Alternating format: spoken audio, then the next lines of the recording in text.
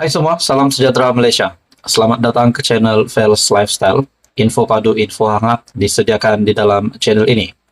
Saudara-saudara sekalian, dalam satu entry Twitter yang saya lihat, ini satu kejutan buruk untuk kepimpinan Perikatan Nasional dan juga PAS, di mana dalam sebuah entry Twitter daripada Buletin RMS, saya melihat ada sebuah gambar dengan caption pilihan raya negeri.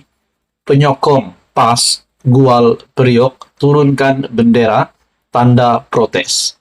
Persoalannya, adakah tanda protes ini adalah disebabkan calon mereka tidak bertanding ataupun memang sudah tidak mahu mengundi PAS? Nah, semua itu menjadi persoalan. Namun, bila kita melihat ini simbolik seperti tidak mahu menyokong PAS, di mana disahkan dalam sebuah gambar ini, penyokong PAS Gual Priok turunkan bendera tanda protes. Anda boleh lihat di dalam laman entry Twitter Buletin RMS.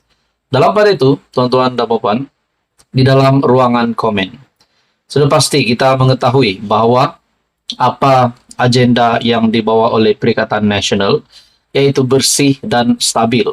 Namun di dalam ruangan komen, entry Twitter Buletin RMS, telah dalam satu komen membuat komen di dalam caption penyokong PAS Gual Priok turunkan bendera tanda protes itu, dan di dalam ruangan komen ada yang berkata tak bersih dan tak stabil.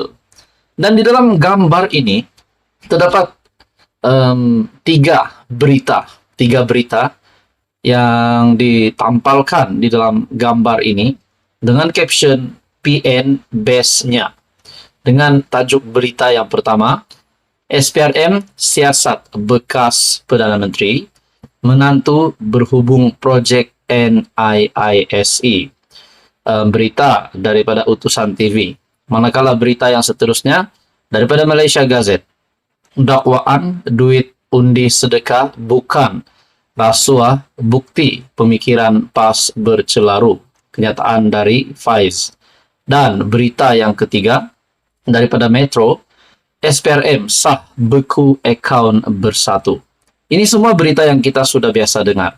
Namun saudara-saudara, adakah dengan berita ini telah dikomen di dalam entry Twitter Buletin RMS, adakah ini sedikit sebanyak akan mempengaruhi kedudukan PAS ataupun Perikatan Nasional dan mana-mana parti yang bersekutu di dalam gabungan Perikatan Nasional? Adakah ini akan memberikan impak yang buruk untuk kepimpinan Perikatan Nasional yang dipimpin Tan Sri Muhyiddin Yassin di dalam pilihan raya negeri yang bakal diadakan tidak lama lagi? Ada juga kata di sini di dalam ruangan komen, rasanya protes sebab PAS letak calon lain. Dengar cerita orang lain yang ambil calon untuk PRN Kat Dun Gual Priok. Ada juga kata geng-geng PAN biasalah menyamar geng PAS, taktik lama.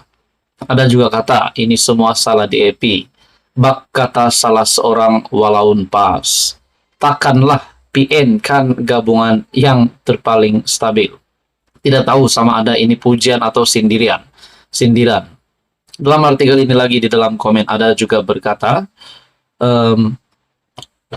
bahwa calon dari luar Kelantan nak beri laluan kepada PPBM Court dengan caption gambar penyokong PAS di kawasan Dun Gual Priok turunkan bendera putih, bendera parti. Selepas penyandang kerusi kawasan itu, Datuk Muhammad Awang dilaporkan tidak tercalon pada PRN 12 Ogos depan.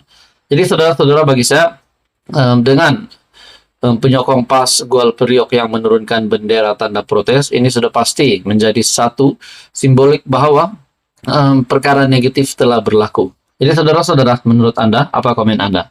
Teruskan bersama di dalam channel ini untuk info yang seterusnya. Mohon bantu channel ini dengan menekan butang like, share, dan subscribe. Halo semua, salam sejahtera Malaysia. Selamat datang ke channel Fels Lifestyle.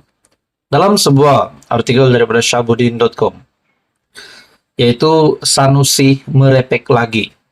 Kalau benar komplot menangkapnya dirancang 6 bulan lalu, adakah ini bermakna beliau merancang memperlekeh raja juga bermula sejak 6 bulan lalu. Seperti yang kita tahu, Sanusi dengan pengakuan baru-baru ini mendedakan membawa senjata api ataupun pistol di dalam kendaraannya selama 24 jam. Jadi ini sudah pasti menimbulkan pertanyaan ramai orang. Pengakuan Sanusi bahwa beliau sudah tahu ada komplot menangkapnya yang sudah dirancang 6 bulan lalu. Kononnya diberitahu oleh rakannya.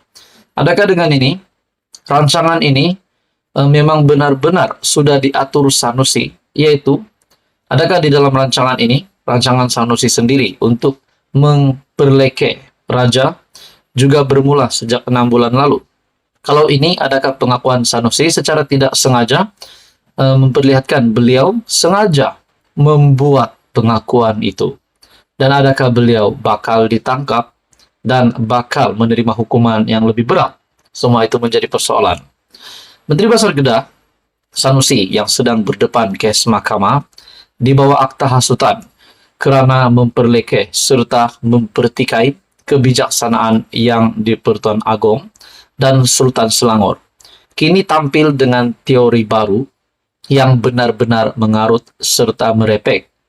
Beliau mendakwa rancangan untuk menangkapnya dan menjejaskan kredibilitinya sudah bermula sejak 6 bulan lalu. Plot untuk tangkap saya sudah dirancang sejak 6 bulan lalu. Saya tahu dah, saya ada intelijen saya. Jumpa orang tuh, pesan jaga-jaga ada orang nak buat sesuatu kepada saya. Untuk keselamatan, saya ada pistol dalam kereta 24 jam, ada 2 kelopak, 14 peluru, 1 kelopak 24 jam. Berjaga-jaga, takut orang buat jahat. Orang tak buat jahat, saya tak buat jahat pada orang. Menurut Menteri Besar Kedah. Adakah dengan ini memang sudah sah? Yaitu memperlekeh Sultan dan menghina Agong adalah di dalam perancangan yang dikatakan Sanusi ini yang kononnya dirancang 6 bulan lalu. Adakah rancangan ini adalah rancangan beliau sendiri? Beliau berkata ada komplot untuk menangkapnya, dan akhirnya beliau ditahan di sebuah hotel pada jam 3 pagi dan disebabkan oleh ucapan beliau itu sendiri. Sudah 6 bulan kawan-kawan pesan, yang penting tangkap garis saya, jatuhkan moral, dan hilang credibility. Selepas itu, ceramah orang tak dengar lagi, karena saya sudah dimalukan dengan tangkapan. Katanya ketika berucap di sebuah ceramah PN di Kuala Ketil, Kedah.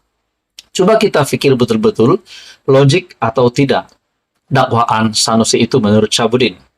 Harus kita ingat, pendakwaan terhadap Sanusi adalah berkaitan ucapannya yang menyentuh kebijaksanaan serta keistimewaan Agong dan Sultan Selangor. Beliau seterusnya ditahan pada jam 3 pagi untuk dibawa ke IPD Selayang. Seterusnya diiringi polis ke Mahkamah Selayang untuk berdepan pendakwaan berikutan panggilan telepon daripada polis tidak dijawabnya, malah direjeknya. Dan ini dinyatakan sendiri oleh Ketua Polis Negara. Pendakwaan dan tangkapan terhadapnya bukan kerana menyerang Perdana Menteri, timbalan Perdana Menteri, mana-mana menteri atau lain-lain figura politik di negara. Sekali lagi ditekankan, pendakwaan dan tindakan menahannya pada jam 3 pagi adalah berkaitan ucapannya, berkaitan raja-raja dan bukan kepada mana-mana pemimpin politik. Dengan itu, di mana logiknya bila Sanusi mendakwa ada rancangan atau komplot untuk menangkapnya sejak 6 bulan dulu lagi. Beliau didakwa di mahkamah dan ditahan hanyalah kerana ucapan yang dibuatnya baru-baru ini. Dalam artikel ini lagi, kalau benar sudah ada rancangan untuk menangkapnya sejak 6 bulan lalu, tentulah kesnya bukan berkaitan singgungannya terhadap raja-raja, tetapi berdasarkan kes lain yang ada kaitan dengan politik. Dakwaan Sanusi hanya boleh dikira sahih jika beliau sebenarnya memang sudah merancang untuk memperlekeh serta mempertikai kebijaksanaan Agong dan Sultan Selangor. Mana tahu entah-entah sejak 6 bulan atau 7 bulan dulu lagi, Sanusi sudah ada perancangan demikian. Jika tidak, mana mungkin ada rancangan untuk menangkap bermula sejak 6 bulan dulu lagi, sebagaimana didakwanya. Apapun, seperti kata Anwar Ibrahim baru-baru ini, kamu cerca raja, itu nasib kamulah. Dia bagi saya dengan kenyataan pendek daripada Perdana Menteri itu pasti mengejutkan ramai. terutamanya kepemimpinan di dalam PN dan PAS. Saudara-saudara, apa komen Anda? Teruskan bersama di dalam channel ini untuk info yang seterusnya.